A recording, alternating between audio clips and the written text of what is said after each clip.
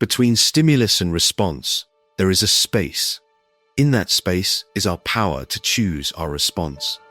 In our response lies our growth and our freedom. Viktor Frankl.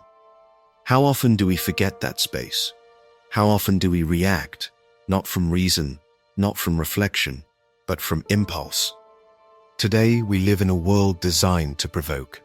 Notifications, outrage headlines, sharp opinions, everything invites us to respond immediately. But here's a question worth sitting with. What if the greatest power you have is your ability to pause, to think before you speak, to observe before you judge, to reflect before you act? Let's explore the ancient and transformative art of thinking before reacting, a path laid by the great philosophers, and one we desperately need today. Now, let's talk about the impulse trap. Imagine this. You receive a message that irritates you.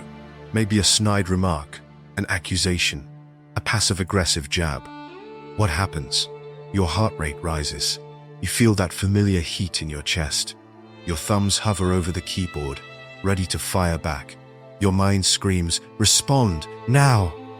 Say something. Defend yourself. That's the mind in reaction mode. Primitive, unfiltered, automatic. It's what the Stoics called the first movement.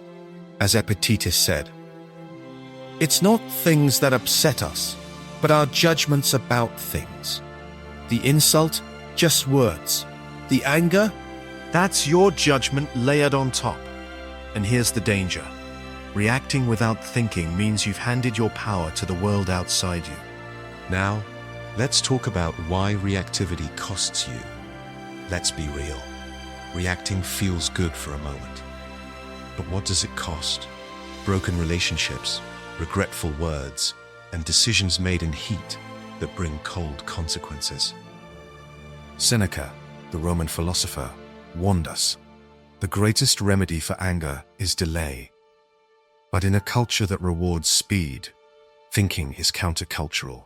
We scroll faster, respond faster, judge faster.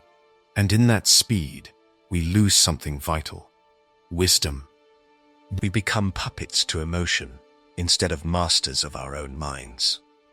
More on the ancient art of pausing. Let's rewind time, back to ancient Greece. Socrates was known for his silences. People would ask him a question, and he'd pause, think, sometimes not respond at all. And when he did, the answer wasn't reaction, it was revelation. He believed the unexamined life is not worth living. But more than that, he believed in the examined moment. Each moment is a choice. Will I react, or will I reflect? What about the power of reflection? Think about the last time you paused instead of reacting. What did it feel like? You might remember. Breathing before sending that angry text. Listening instead of interrupting. Taking a walk to calm your nerves instead of lashing out. That's not weakness, that's strength. It's what Marcus Aurelius practiced every day.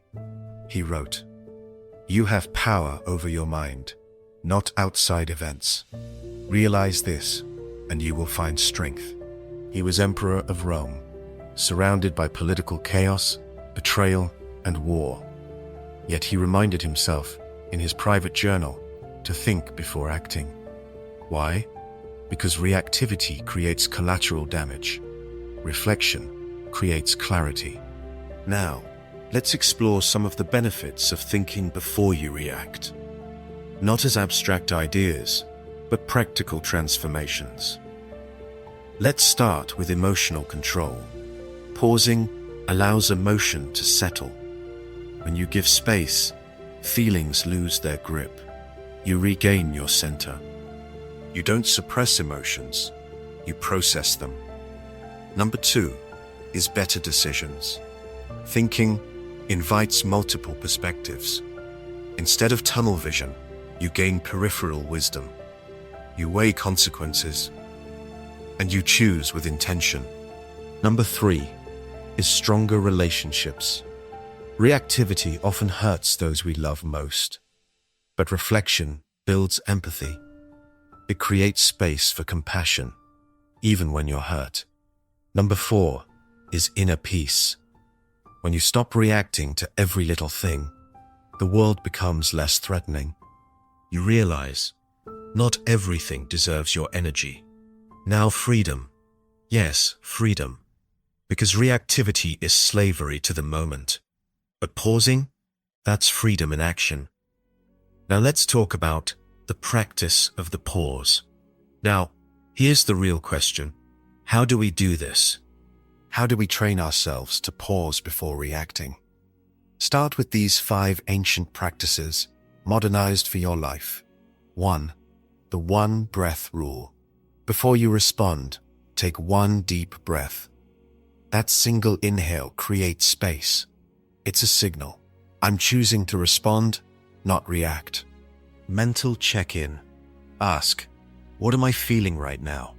Name it. I feel disrespected, angry, embarrassed. Labeling the emotion shrinks its control. 3. Ask, what would the wise do? Imagine Seneca watching you, or the Buddha, or your calmest future self. What would they say? 4. Delay by 10 minutes or 1 night. Before sending that email or text, wait. Come back later. You'll be shocked how differently you see it. 5. Keep a reflection journal. Track the moments you reacted versus the moments you paused. You'll start to see patterns and power. Replay these 5 ancient practices to let it sink in. Let's talk about the downside of overthinking. Now, some of you might be thinking, but wait, isn't too much thinking bad? Yes, overthinking can become paralysis. Thinking before reacting is not the same as never acting. The key is intention. Think enough to center yourself, not to escape action. As Aristotle once said, virtue lies in the mean between excess and deficiency.